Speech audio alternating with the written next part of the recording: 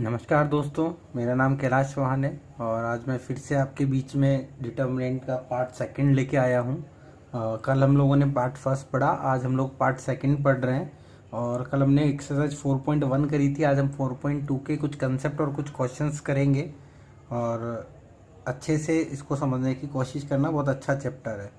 तो हम शुरू करने से पहले हम लोग पढ़ने वाले हैं properties of determinants. Properties of determinants. तो यहाँ पे हमारे पास फर्स्ट प्रॉपर्टी P1 है कि if we can interchange row to column और कॉलम टू रो, ठीक है, यानी कि हम रो को कॉलम में कन्वर्ट कर दें और कॉलम को किस में कन्वर्ट कर दें, रो में।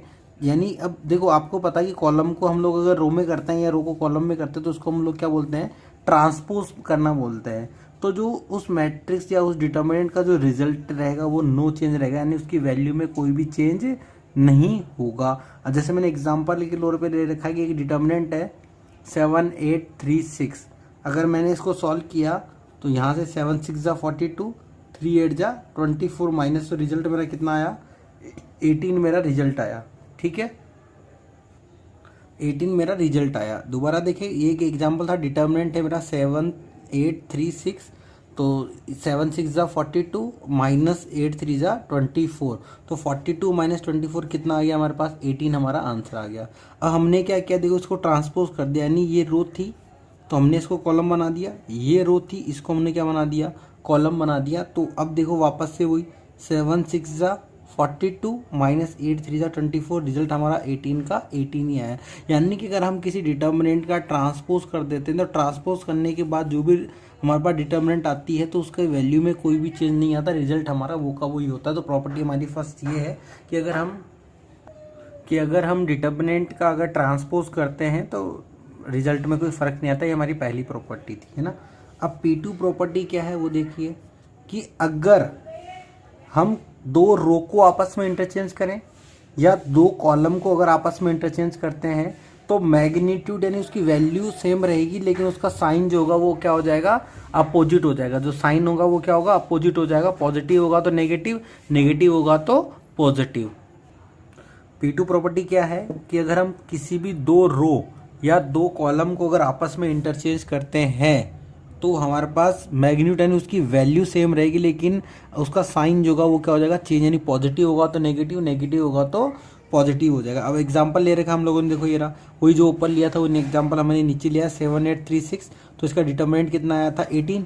हमने क्या किया, इसकी रो को हम लोगों ने मतलब कॉलम हम लोगों ने चेंज कर दिया, यानी कि इस कॉलम को यहाँ कर दिया और इस कॉलम को हमने क्या कर दिया, इधर कर दिया। ठीक है, तो हमने कॉलम को क्या कर दिया, इंटरचेंज कर दिया आपस में। अब अगर हम लोगों ने डिटर्मिनेंट निकाला तो वही देखो, रिजल्ट तो 18 सेम आया, बट ये देखो साइन जो है वो क्या आ गया आपका, नेगेटिव आ गया। साइन जो है वो क्या हो गया, नेगेटिव हो गया। तो एक चीज़ ध्यान रखनी है हम लोगों को कि अगर हम पर्टिकुलर किसी दो रो या दो कॉलम को अगर एक दूसरे में इंटरचेंज कर रहे हैं तो डिटर्मिनेंट की वैल्यू तो सेम रहेगी, बट उसका साइन जो होगा वो चेंज हो जाएगा। पॉजिटिव होगा तो नेगेटिव, नेगेटिव होगा तो पॉजिटिव। ऐसे अब हम लोग चलते हैं P3 प्रॉपर्टी पे। तो थर्ड प्रॉपर्टी क्या है कि अगर हमारे पास किसी भी दो रो या दो कॉलम के अगर एलिमेंट सेम हो जाए, या तो दो रो सेम हो जाए या दो कॉलम सेम हो जाए, तो उस डिटर्मिनेंट की वैल्यू क्या होती है, जीरो होती है। उस डिटर्मिनेंट की वैल्यू क्या होती है, जीरो होती है।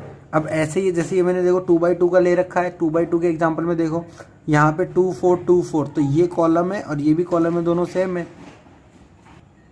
दोनों सेम है। तो यहाँ से अगर मैं इसको सोल्व करूँगा तो 8 माइनस 8 कितना है, 0। ये 2/2 के लिए था। अब 3/3 के लिए आप देख सकते हो, तो ये 3/3 के लिए लिया मैंने 1 2 3 7 8 9 1 2 3। तो यहाँ पे देखो ये फर्स्ट रो और थर्ड रो दोनों सेम है, तो मैंने देखो इसका डिटर्मिनेंट यानी फर्स्ट रो के रेशियो में एक्सपेंड करके भी शो कर रखा है कि कितना आ रहा है, 0 आ रहा है। ठीक है, तो यहाँ से थर्ड प्रॉपर्टी हमारे पास क्या है कि अगर हमारे पास दो रो या दो कॉलम के एलिमेंट सेम हो जाते हैं तो उस डिटर्मिनेंट की वैल्यू क्या आएगी, 0 रहेगी। हम चलते हैं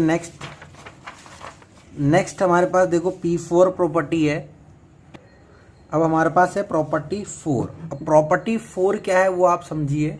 प्रॉपर्टी 4 हमारे पास है कि अगर हम किसी भी डिटर्मिनेंट को अगर किसी कांस्टेंट से मल्टीप्लाई कर देते हैं तो जो रिजल्टेंट डिटर्मिनेंट आएगा वो भी उसी से क्या होगा, मल्टीप्लाई होके आएगा। तो वो उसी से मल्टीप्लाई हो जाएगा। ठीक है, अगर हम किसी भी डिटर्मिनेंट को अगर हम किसी कांस्टेंट से मल्टीप्लाई करते हैं तो रिजल्टेंट जो हमारे पास वैल्यू होगी वो भी उसी कांस्टेंट से मल्टीप्लाई हो जाएगी। जैसे एग्जांपल के तौर पर मैंने यहाँ ले रखा है, एक डिटर्मिनेंट ले रखा है 1 2 3 4, सॉल्व किया इसको तो हमारा डिटर्मिनेंट की वैल्यू आ रही है 4 - 6 = -2। अब हमने क्या किया, इस डिटर्मिनेंट को 2 से मल्टीप्लाई किया, है ना। तो जब मैं इसको सॉल्व करूंगा तो देखो आप दो तरीके से इसको सॉल्व कर सकते हो, मैं आपको यहाँ पे बताऊंगा। या तो पहले आप इसका डिटर्मिनेंट निकाल लो, डिटर्मिनेंट आएगा 4 - 6 यानी कि 2 × -2 यानी रिजल्टेंट कितना आएगा -4।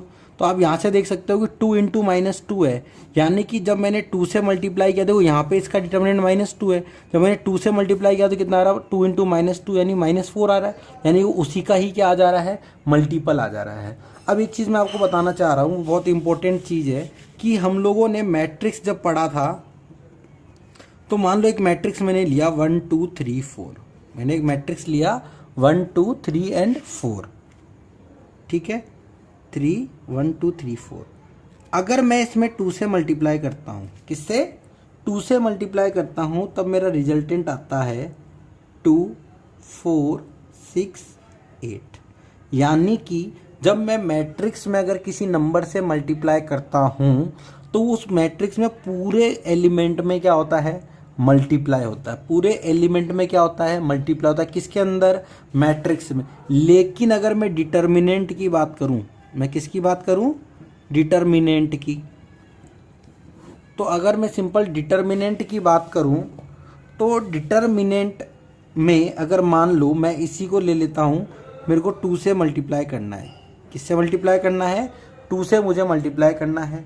तो आप इसको 4 तरीके से मल्टीप्लाई कर सकते हो। यानी मैट्रिक्स में तो पूरे एलिमेंट से मल्टीप्लाई होता है, लेकिन डिटर्मिनेंट के अंदर या तो पर्टिकुलर रो में मल्टीप्लाई होता है या पर्टिकुलर कॉलम में मल्टीप्लाई होता है। तो यहाँ पे हमारे पास 4 केस बन सकते हैं। क्या, कि या तो हम फर्स्ट रो में मल्टीप्लाई कर दें, तो जब हम फर्स्ट रो में मल्टीप्लाई करेंगे तो कितना आएगा, 2 4 3 4, ठीक है। या फिर अगर मान लो मैं अगर सेकंड रो में मल्टीप्लाई करना चाहूँ तो क्या आएगा मेरे पास में 1 2 6 8। या फिर मान लो मैं फर्स्ट कॉलम में मल्टीप्लाई करूँगा तो कितना आएगा 2 6 2 4। या फिर अगर मैं सेकंड कॉलम में मल्टीप्लाई करना चाहूँगा तो क्या आएगा 4 3 8। बात समझ में आ गई क्या, क्लियर है। मैट्रिक्स में सारे एलिमेंट में मल्टीप्लाई होता है, लेकिन डिटर्मिनेंट के अंदर या तो पर्टिकुलर रो में मल्टीप्लाई होगा या पर्टिकुलर कॉलम में मल्टीप्लाई होगा। तो यहाँ से एक चीज़ और निकल के आती है कि जब हम मल्टीप्लाई किसी पर्टिकुलर रो या कॉलम में कर रहे हैं तो हम कॉमन भी पर्टिकुलर किसी कॉलम या रो में से ले सकते हैं। यानी मैट्रिक्स में से अगर मुझे कुछ कॉमन लेना पड़ेगा तो पूरे एलिमेंट में से कॉमन आएगा, लेकिन अगर मैं डिटर्मिनेंट में से अगर कुछ कॉमन लूंगा तो पर्टिकुलर किसी रो या पर्टिकुलर किसी कॉलम में से कॉमन ले सकता हूँ। जैसे अगर मैं यहाँ से फर्स्ट रो से कॉमन लूंगा 2, तो ये आपका बन जाएगा 1 2 3 4। फिर मैं सेकंड जो कॉलम है यहाँ से भी क्या ले सकता हूँ, 2 कॉमन लूंगा तो 2 2 जाए, बाहर भी 2 है और एक 2 और कॉमन लूंगा तो 4 हो जाएगा।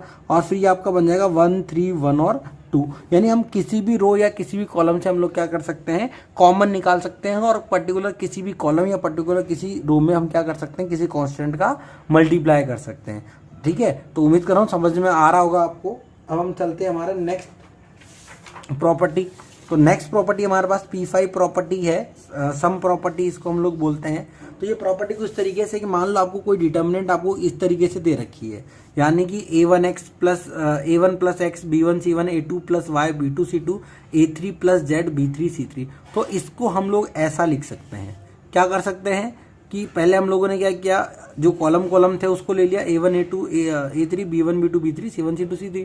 फिर जहाँ पे हमारा अदर प्लस करके जो दे रखा है XYZ, तो हम लोग क्या करेंगे, इसको रिप्लेस कर देंगे और इसके जगह हम लोग क्या ले लेंगे, इस XYZ को ले लेंगे, बाकी ये दोनों एज इट इज आ जाएंगे। तो A1 A2 A3 की जगह क्या आ जाएगा अब XYZ, और B1 B2 B3 C1 C2 और C3। ऐसे अगर मान लो हमारे पास क्या है, नेक्स्ट अगर मैं बात करता हूँ, ये तो हमने क्या था, जब हम लोगों ने इसको कॉलम में ऐड कर रखा है, जब यही हमारे पास कहाँ आ जाए, अगर रो में अगर हमारे पास क्या हो जाए, ऐड हो जाए, तो हमारे पास क्या होगा, पहले A1 A2 A3 B1 B2 B3 C1 C2 C3। अब जिसके साथ ऐड है उसको रिप्लेस करके जिसके साथ सम है उसको हम लोग ले लेंगे। तो A1 B1 C1 की जगह क्या आ जाएगा हमारा XYZ। तो ये हमारे पास क्या थी, P5 प्रॉपर्टी थी। क्या थी, P5 प्रॉपर्टी। अब हम लोग बात करते हैं 6 प्रॉपर्टी। वैसे टोटल 10 प्रॉपर्टीज है, बट हमारे पास काम 6 ही आती है, इसी से हमारा काम चल जाएगा। तो एलिमेंट्री ऑपरेशन 6 प्रॉपर्टी क्या है हमारे पास, एलिमेंट्री ऑपरेशन सबसे इंपॉर्टेंट है, जिसको ये आ गया पूरा चैप्टर आ गया। एलिमेंट्री ऑपरेशन क्या बोलता है कि हम किसी भी रो को चेंज कर सकते हैं, उसी रो में कुछ ऐड या सब्ट्रैक्ट करके किसी रो का मल्टीप्लीकेशन। ठीक है, समझ में आ रहा है। आर आई मतलब कोई भी रो है, ये आर आई है, ये के आर जे है, यानी कि किसी दूसरी रो में किसी कांस्टेंट का मल्टीप्लाई करना है, फिर उसको ऐड या सब्ट्रैक्ट करना है जिसको हम लोग चेंज कर रहे हैं उससे। ठीक है, ऐसे से हमारा पास क्या है, कॉलम है। तो ये अभी यहाँ समझ नहीं आ रहा होगा, इसको मैं क्वेश्चन के अंदर ले लेता हूँ। और ये एलिमेंट्री ऑपरेशन हम लोग बहुत इंपॉर्टेंट काम के लिए यूज़ करते हैं, और वो करते हैं हम लोग जीरो बनाने के लिए। किसके लिए? जीरो बनाने के लिए। ठीक है ना, क्योंकि जब हमें कई क्वेश्चन ऐसे आएंगे आपको बिना एक्सपेंड के क्या करना है, जैसे अपन ने लास्ट वीडियो के अंदर क्या पढ़ा था कि अगर हम लोग एक्सपेंड करके क्या कर रहे थे, डिटर्मिनेंट की वैल्यू निकाल रहे थे। बट कहीं बार क्वेश्चन ऐसे आ जाता है कि आपको एक्सपेंड नहीं करना, उसके बावजूद आपको डिटर्मिनेंट की वैल्यू निकालनी है, तो उसके लिए हम लोगों को ये प्रॉपर्टी आनी चाहिए। तो हमारे पास ये बोलता है कि अगर हम किसी डिटर्मिनेंट के अंदर अगर हम 2 जीरो बना देते हैं तो हम लोग उसको एक्सपेंड कर सकते हैं। ठीक है, अगर हम एलिमेंट्री ऑपरेशन यूज करके अगर 2 जीरो बना देते हैं तो हम उसको क्या कर सकते हैं, एक्सपेंड कर सकते हैं। तो वो जो क्वेश्चन होता है फिर हमारा किसके अंदर नहीं आता है, विदाउट एक्सपेंडिंग में आता है। ठीक है, तो ये 2 जीरो कैसे बनाने हैं ये मैं आपको बताता हूँ। ठीक है, चलो, तो प्रॉपर्टी हमारी यहाँ तक होगी। जब हम लोग क्वेश्चन पे आ जाते हैं, या एक हमारा टॉपिक और बच गया है, वो है हमारा मल्टीप्लीकेशन ऑफ डिटर्मिनेंट। ठीक है, तो मल्टीप्लीकेशन ऑफ डिटर्मिनेंट 2 तरीके से होता है।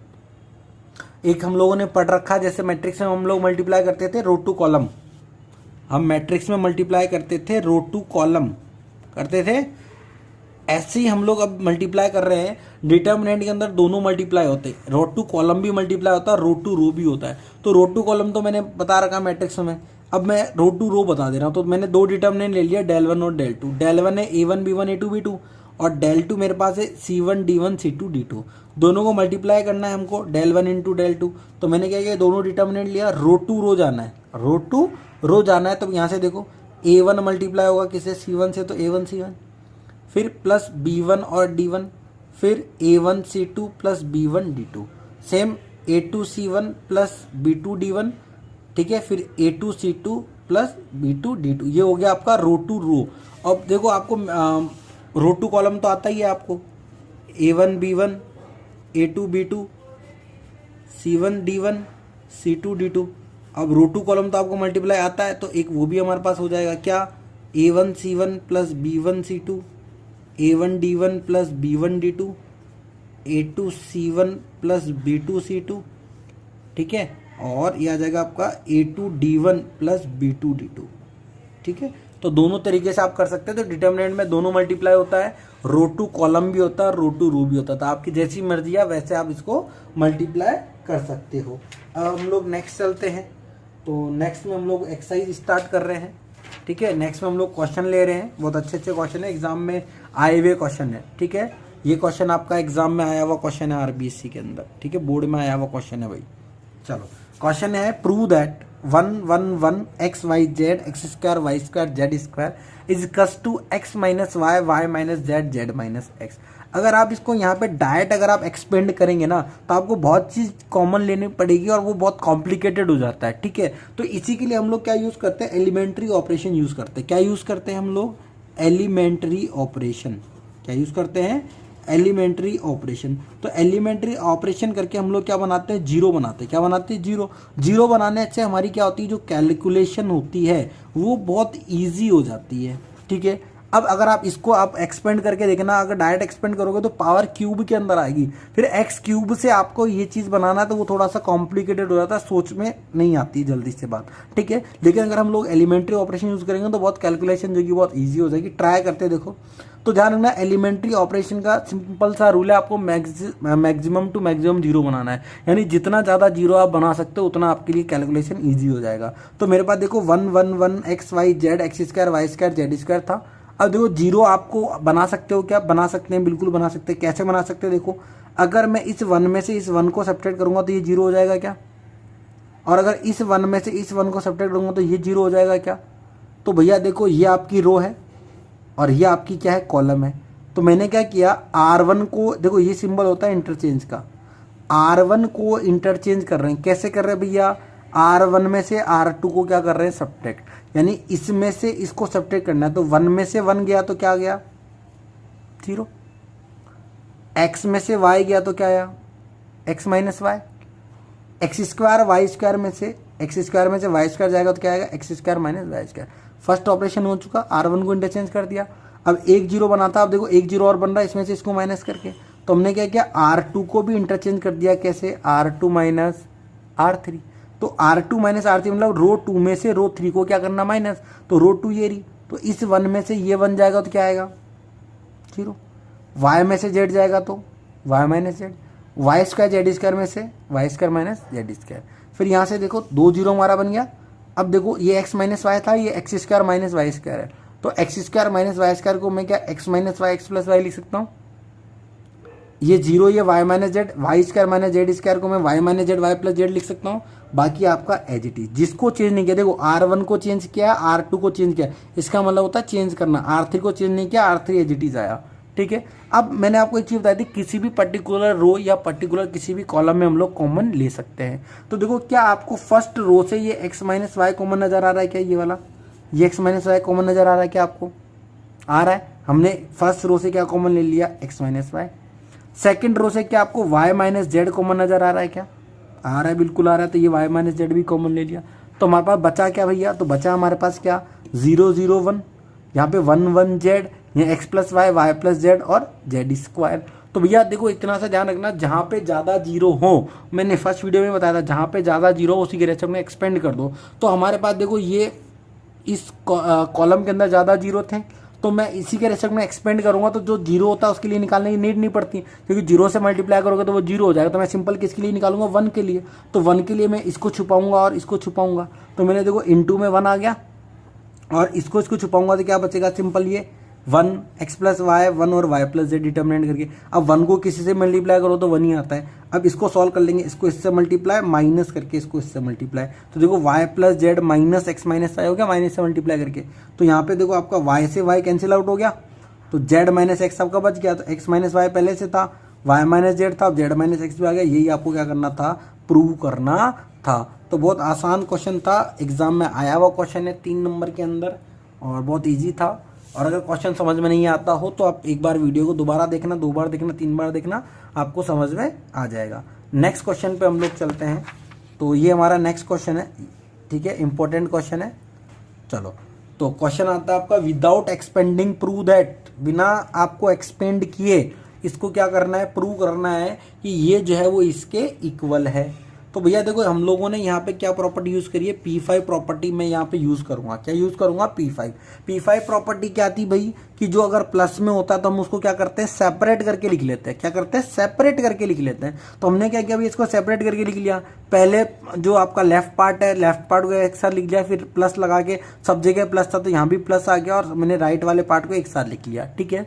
फिर मैंने इसको डेल एज्यूम कर रखा था, तो डेल को मैंने, इस वाले पार्ट को मैंने डेल 1 मान लिया, इस वाले पार्ट को मैंने डेल 2 मान लिया। तो पहले मैं डेल 1 को सॉल्व कर रहा हूँ कि मेरे को क्या बनाना है, मेरे को बनाना है ABC PQR XYZ, बट मेरे पास क्या दे रखा है, BCQ है, QRP है, YZX है, ठीक है ना। तो यहाँ से आप सिंपल देख सकते हो कि आपको देखो, जो आपको ये APX है कॉलम अगर देखोगे तो यहाँ पे APX थर्ड कॉलम में है, और ये आपको कहाँ चाहिए, फर्स्ट में चाहिए। इसका मतलब मैं फर्स्ट और थर्ड को आपस में क्या करूँगा, इंटरचेंज कर दूंगा, ठीक है ना। तो ये वाला जो साइन है दोनों तरफ एरो बना के, ये इंटरचेंज का होता है, और ये वाला साइन आपका क्या होता है, चेंज का होता है, ठीक है। इंटरचेंज का मतलब एक दूसरे को चेंज करना, ठीक है।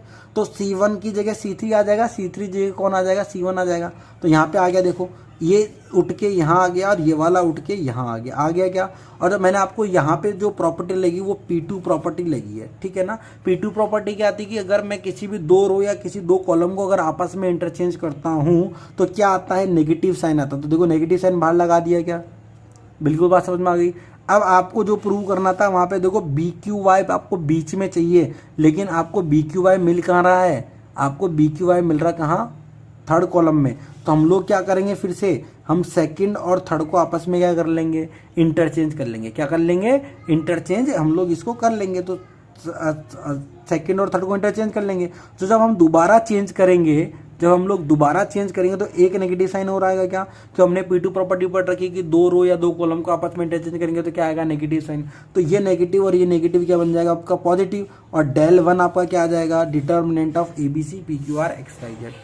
और इसको हम लोगों ने क्या दे दिया, इक्वेशन 2 दे दी। ठीक है, इक्वेशन फर्स्ट हमारी ये रही, del equal to del 1 plus del 2। Clear है। अब हम लोग नेक्स्ट चलते हैं आगे। इसके बाद हम लोगों ने क्या ले लिया, del 2 ले लिया। क्या ले लिया, del 2। तो del 2 हमारे पास क्या था, CAB RPQ ZXY। ठीक है, अब यहाँ पे आपको क्या चाहिए भैया, तो जो आपका APQX, ये जो APX था वो आपको फर्स्ट पोजीशन पर चाहिए। तो फर्स्ट पोजीशन चाहिए तो मैंने क्या किया, इन दोनों का आपस में इंटरचेंज कर लिया। तो ये C1 है और ये C2, तो C1 इंटरचेंज C2, तो C1 की जगह C2, C2 की जगह C1। देखो ये आ गया। और जब दो कॉलम आपस में इंटरचेंज होते हैं तो क्या आता है भैया, नेगेटिव साइन और आता है। तो नेगेटिव साइन आ गया, ये दोनों आपस में चेंज होगा। अब आपको B पहले चाहिए, C बाद में चाहिए, तो C2 और C3 को भी आपस में क्या कर दो, इंटरचेंज कर दो। जब इंटरचेंज करूंगा तो एक नेगेटिव साइन और आएगा क्या भैया, आ गया। तो ये माइनस और ये माइनस प्लस, और del 2 हमारे पास क्या हो गया, ABC PQR XYZ। तो from equation first second and third, del equal to del 1 plus del 2 था, तो del 1 आपके पास ABC PQR XYZ है, और आपके पास में जो del 2 वो भी ABC PQR XYZ है। तो del इक्वल टू कितना हो गया, सेम सेम मतलब ट्वाइस हो गया। और यही हमको यहाँ पे प्रूव करना था। हमको प्रूव भी क्या करना था कि del equal to B plus C plus A plus B cube R plus B ये, और ये किसके इक्वल होना चाहिए था, 2ABC, और ये हम लोगों ने क्या कर दिया, प्रूव कर दिया। ठीक है, अब हम लोग नेक्स्ट चलते हैं। ठीक है, नेक्स्ट क्वेश्चन देखो, बहुत अच्छा आसान क्वेश्चन है, ये बोर्ड में आ रखा क्वेश्चन है भैया, 3 नंबर में इंपॉर्टेंट क्वेश्चन है। ठीक है, तो क्वेश्चन क्या है, 1 plus A determinant 1 1 1 1 plus B 1 1 1 1 plus C equal to ABC and 1 plus 1 upon A plus 1 upon B plus 1 upon C। Prove क्या करना है भैया, देखो डिवाइड में चाहिए, क्या चाहिए, डिवाइड में चाहिए। यहाँ पे कहीं डिवाइड में है क्या, नहीं है। तो डिवाइड में लाने के लिए भैया क्या करना पड़ेगा, कॉमन लेना पड़ेगा। तो यहाँ पे अगर मैं ए को इस कॉलम इस रो के अंदर मैं अगर ए कॉमन ले लूंगा तो यहाँ पे देखो क्या डिवाइड में यहाँ आ जाएगा, यहाँ पे भी डिवाइड में आ जाएगा, यहाँ डिवाइड में आ जाएगा।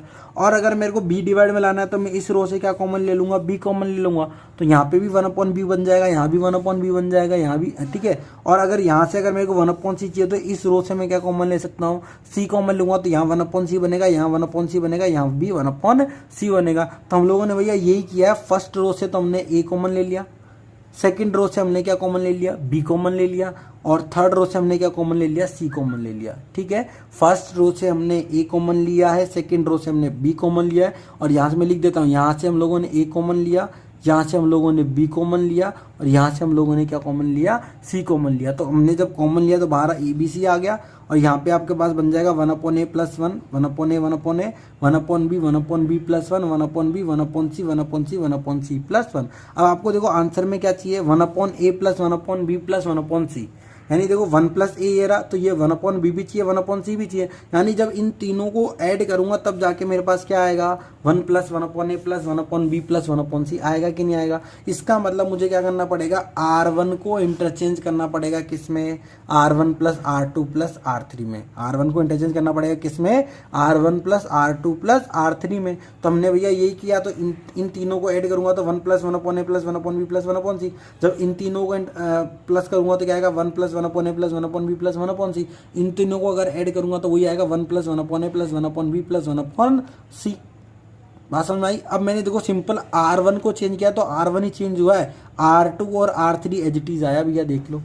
बात समझ में आ गई क्या। अब क्या मेरे पास फर्स्ट रो से क्या 1 plus 1 upon A plus 1 upon B plus 1 upon C common आ रहा है क्या। तो यहाँ पे देखो ये और ये तीनों कॉमन आ रहे हैं। तो मैंने फर्स्ट रो से क्या कर लिया, इसको कॉमन निकाल लिया। यहाँ 1 1 1 हो जाएगा, बाकी सारा क्या रहेगा, एज इट इज रहेगा। यहाँ तक समझ में आ गया क्या।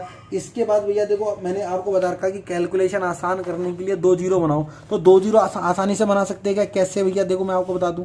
अगर इसमें से इसको माइनस करूंगा तो ये जीरो, और इसमें से इसको माइनस करूंगा तो ये जीरो। तो सीधी सी बात है, मैं C1 को बदल सकता हूँ C1 माइनस C2, और C2 को बदल सकता हूँ C2 माइनस C3।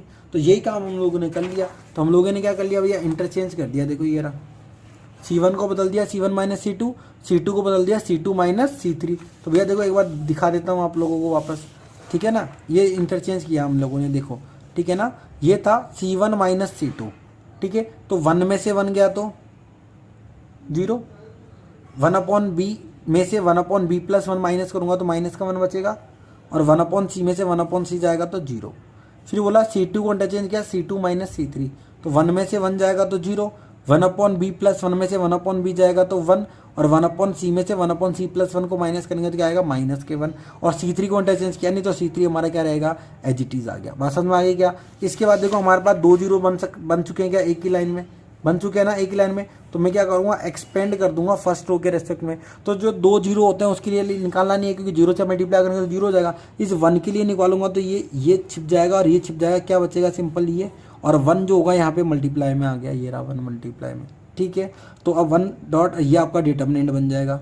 अब जब इसको अब 1 को किससे मल्टीप्लाई करो तो 1 ही होता है। अब इसको डिटर्मिनेंट को सॉल्व करें तो -1 इंटू -1 प्लस 1, और ये आ जाएगा आपका माइनस के 0। तो 1 माइनस 0 आपका 1 होता है, 1 को किसी से भी मल्टीप्लाई करो तो क्या आएगा, वही संख्या आएगी, वही नंबर आएगा आपका। तो ये आपका ABC, तो ये आपका क्या हो गया, प्रूव हो गया। ये आपका क्या हो गया, प्रूव आपका हो गया, ठीक है। तो उम्मीद कराऊंगा आपको समझ में आ रहा है। अब हम लोग नेक्स्ट क्वेश्चन पे चलते हैं, और नेक्स्ट क्वेश्चन हमारा है, ये भी आपका एग्जाम में आया हुआ क्वेश्चन है हाफ फेली के अंदर, ठीक है। क्वेश्चन क्या है, बहुत इंपॉर्टेंट क्वेश्चन है ये, ठीक है। क्वेश्चन है आपका B+C C+A A+B A+B B+C C+A ABC, ये इक्वल टू आपको प्रूव करना है किसके, A³ + B³ + C³ माइनस के 3ABC, माइनस के 3ABC, ठीक है ना। आपको प्रूव क्या करना है, A³ + B³ + C³ minus 3ABC, ठीक है। सॉल्व कैसे करें हम लोग देख लो एक बार। अब आपको देखो, जब भी डिटरमिनेंट की बात करते हैं या तो आप 0 बनाओ या 1 बनाओ। अगर डायरेक्ट 0 नहीं बन रहा है तो हम लोग क्या बनाने की कोशिश करते हैं 1। और 1 कब बनेगा, जब या तो पूरी रो सेम हो जाए या पूरी कॉलम सेम हो जाए, कि हम वहाँ से फिर कॉमन निकाल लेंगे और कॉमन निकाल के क्या बन जाता है, 1 बन जाता है, ठीक है। तो हम लोगों ने क्या किया, सेम बनाने के लिए हम लोग क्या किया, R1 को इंटरचेंज कर दिया R1 + R2 + R3 में। किस में चेंज कर दिया, R1 + R2 + R3 में। तो जब हम इनको ऐड करेंगे तो देखो B+C C+A A+, 2 बार है तो ये 2A + B+C बन जाएगा। यहाँ भी 2 बार है तो ये भी क्या बन जाएगा, 2A + B+C, और ये सिंपल A + B+C आ जाएगा। अब क्या पूरी रो से क्या मैं A + B+C कॉमन निकाल सकता हूँ? जब मैं कॉमन निकाल लूंगा तो देखो 2 2 1 बचेगा, बाकी सब एज इट इज है, ठीक है।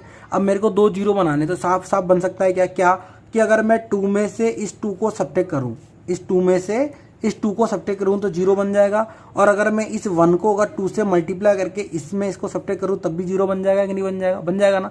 तो सिंपल कंसेप्ट लग गया क्या, कि C1 में से C2 को माइनस कर दो, ठीक है। तो C1 में से जब C2 को माइनस करूंगा तो देखो 2 में से 2 जाएगा तो 0, C + A में से B + C को माइनस करूंगा तो C से C कटेगा, A - B बच जाएगा। A + B में से C + A को माइनस करूंगा तो A से A कटेगा, B - C बच जाएगा। क्लियर है। अब आपको एक जीरो और बनाना था, तो हमने क्या किया, C3 को, ये C3 थी, C3 को किससे मल्टीप्लाई कर दिया, 2 से। ध्यान रखना एलिमेंट्री ऑपरेशन। C3 को हमने किससे मल्टीप्लाई, जैसे ये बताया था ना मैंने कि CI को आप इंटरचेंज कर सकते हो, CI में कुछ भी प्लस या माइनस करके किसी कांस्टेंट से किसी दूसरी कॉलम में मल्टीप्लाई करके। तो यहाँ पे देखो ये सेकंड कॉलम है और ये थर्ड कॉलम है, तो थर्ड कॉलम में पहले 2 से मल्टीप्लाई किया, फिर C2 में से क्या किया, सब्ट्रैक्ट किया, ठीक है। तो इस 1 को मैं 2 से मल्टीप्लाई करूंगा तो 2 बन जाएगा, 2 में से 2 जाएगा तो 0। B को मैंने 2 से मल्टीप्लाई किया तो 2B, तो B + C में से 2B को माइनस करूंगा तो C - B, फिर 2C यहाँ पे 2 से मल्टीप्लाई करूंगा तो 2C, फिर C + A में से यहाँ अगर मैं 2 से मल्टीप्लाई करूँगा तो 2C आएगा, तो C + A में से 2C को माइनस करूंगा तो क्या आएगा, A - C। और C3 को, अब C1 और C2 को चेंज किया, C3 को किया नहीं, तो C3 हमारा एज इट इज आ जाएगा 1B और C। अब यहाँ पे देखो आपके भैया देखो 2 जीरो आपके पास बन चुका, तो हम क्या करेंगे, इस के रेस्पेक्ट में हम एक्सपेंड कर देंगे।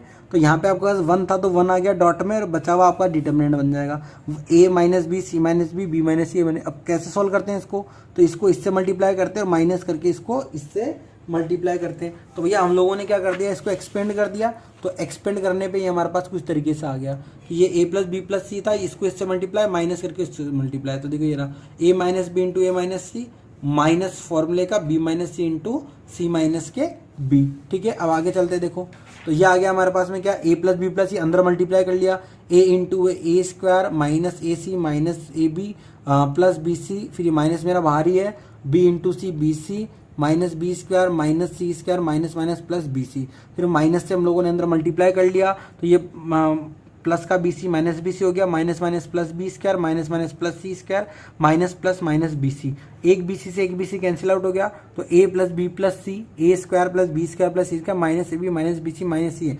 और ये आप लोगों ने 8th और 9th क्लास में फॉर्मूला पढ़ रखा है। एक इसका फॉर्मूला होता है A cube plus B cube plus C cube minus 3ab का फॉर्मूला होता है। तो घबराना नहीं है, लोग बच्चे यही मोस्टली 90% बच्चे 95% बच्चे यही गलती करते हैं, यहाँ तक करके आ जाते हैं बट उनको फॉर्मूला याद नहीं होता। तो आपको फॉर्मूला याद होने चाहिए, ठीक है। तो इसका फॉर्मूला आपका ये होता है, आप 8th 9th क्लास में फॉर्मूला आप याद करके आ चुके हो, ठीक है।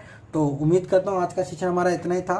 तो उम्मीद करता हूँ आपको समझ में आया होगा, और अगर कोई चीज़ समझ में नहीं आई हो तो एक बार वीडियो को वापस से आप लोग देख सकते हो। तो अगर आपको वीडियो अच्छा लगा हो तो चैनल को सब्सक्राइब करें, लाइक करें, और जितना ज़्यादा हो सकता है आप शेयर करें। अगर कोई क्वेश्चन अगर आपको नहीं आ रहा हो तो आप कमेंट बॉक्स में आप कमेंट कर सकते हैं कि इस एक्सरसाइज का ये क्वेश्चन नहीं आया है। तो आज के लिए इतना ही था। Thank you.